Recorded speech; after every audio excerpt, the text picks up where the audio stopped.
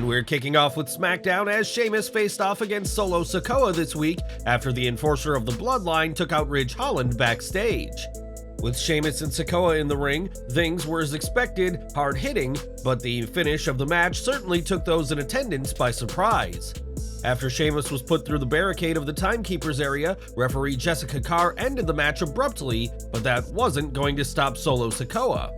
Sikoa was ready to dish out more punishment to Sheamus, and would have done just that if not for the interference of the USOS, who fended off their brother. This is quite the turn of fate for how things were last year, as Sheamus and the Brawling Brutes spent much of 2022 feuding with the USOS, and were on opposite sides at Survivor Series War Games. Paul Heyman had to essentially beg the USOS to not go any further, which the brothers obliged for the time being, but this week's SmackDown went to Jimmy and Jay as we get closer to the Bloodline Civil War in London. But what did you think to this match, and what happened with the USOS and Sikoa after the bell? Let us know in the comments. Roman Reigns wasn't on this week's SmackDown, which shouldn't come as a surprise given he wasn't advertised for the event, something WWE always makes sure to do when he's around. Recently it was announced that WWE Payback will take place this September in Pittsburgh, but fans shouldn't expect to see the Tribal Chief in action on that night either. In promotional material for the show, Reigns is nowhere to be seen, while other names including Seth Rollins, Cody Rhodes, Rhea Ripley, Asuka, Kevin Owens, and Sami Zayn are all featured. The lucrative deal Reigns signed last year means fans just don't get to see as much of him as we used to, and those eager to see him in Pittsburgh should prepare to be disappointed. More from SmackDown as the Street Profits faced Pretty Deadly this week, and in a surprise, the former tag team champions lost for the second week in a row. While the Profits didn't get the win, they did have fun in the match, and at one point Montez Ford was able to remove what commentary told us was a male bralette from Elton Prince. Not only did Ford pull it off Prince, but he also pulled it off when he wore the male bralette, and the crowd were loving what they were seeing from the former tag team champion. Now, prior to SmackDown, LA Knight was advertised for a triple threat match which would have seen him face Santos Escobar and Butch, but this isn't the match fans saw on the show. Instead, Knight faced off against Rey Mysterio, and despite a sloppy finish, the decision for Knight to defeat the WWE Hall of Famer was certainly the right call.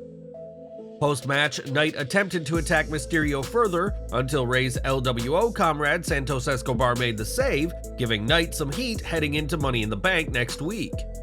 One spot during the entire segment even saw Knight try and remove Rey's mask, which some felt was a bit too far for Knight, given that he is a face in all but name. Knight is so over with fans that seeing him try to remove Rey's mask seemed out of place, and not something he needed to do to get the crowd fired up.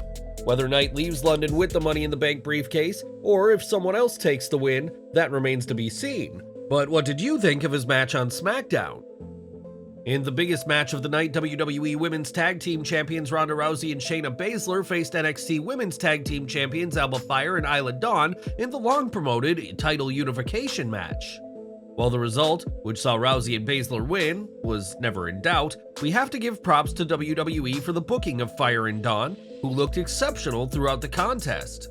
Outsmarting Rousey and Baszler at every turn, the match had some serious momentum, but a botch in the finish did suck some of the wind out of the sails. When Baszler had Fire in a submission hold, Fire was able to back up into the corner and steadied herself by grabbing two ring ropes, which should have forced Baszler to break the hold. Instead, Baszler powered out of the corner and the submission was allowed to continue in a spot that fans were quick to take notice of on social media. Post-match, the unified WWE Women's Tag Team Champions questioned why Raquel Rodriguez had been sat ringside for the match, had been sat there at all, and Rodriguez gave a clear answer. Rodriguez said that "we are here to reclaim the tag team titles they never lost," which brought out a returning Liv Morgan, who had been out of action with a shoulder injury. The injury had forced Morgan and Raquel to vacate the titles last month, and it's clear that a feud between the two teams will be happening sooner rather than later. The botched rope break aside, this was a solid match with a great post-match segment, and Morgan's return will hopefully add some spice to the SmackDown women's division. We mentioned earlier that LA Knight's advertised match for SmackDown did not take place, but that wasn't the only change made to this week's show. Prior to the show, fans were told that the show would also see Cameron Grimes face Baron Corbin, while Bayley would defend her women's Money in the Bank ladder match spot against Shotzi. Neither of these matches happened, and Fightful Select reports that most of SmackDown's script was changed ahead of the show. The report adds, one talent even asked, did SmackDown get Vinced? Many of the matches that had been promoted ahead of the episode of SmackDown were adjusted and cut, and there were significant changes to the version of the show that existed Friday morning. Fightful went on to confirm recent reports that talent had been frustrated by all the changes implemented by Vince McMahon, who had regularly changed Raws in recent weeks. Now it appears that SmackDown will also be on the chairman's radar, despite claiming his WWE return wouldn't see him interfere with creative, as the billionaire has once again flexed his control over all of WWE. More from SmackDown as Lacey Evans faced Charlotte Flair on the show, and given the standing of both women in the company, it's no surprise that Flair got the win. During the match, Flair got into the head of the former US Marine by using a salute of her own, and Flair was able to get the win with the figure 8, which she kept on for a bit too long. This was so that Asuka had time to get to the ring and attack Flair, losing a shoe in the process, and the WWE Women's Universal Champion gave a salute of her own after the attack. Fans may have missed that during the match, Flair gave a tribute to her husband, AEW's Andrade El Idolo, doing a pose similar to her man, who used Charlotte's figure 8 during AEW Collision. Asuka and Charlotte will face off for the title on next week's SmackDown in London, and while Flair has had Asuka's number in previous title matches, the Empress is looking to make sure things are different next week.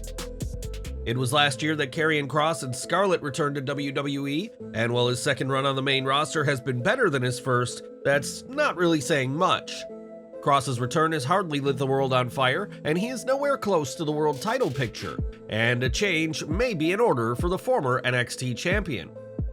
Speaking on K100, Disco Inferno said that Kross should cut his hair and go back to looking how he did in NXT, stating it would help with his presentation. Whether this happens or not, the consensus is that Kross's second run on the main roster isn't going as many had hoped, and what would you change about him to take Kross to the next level?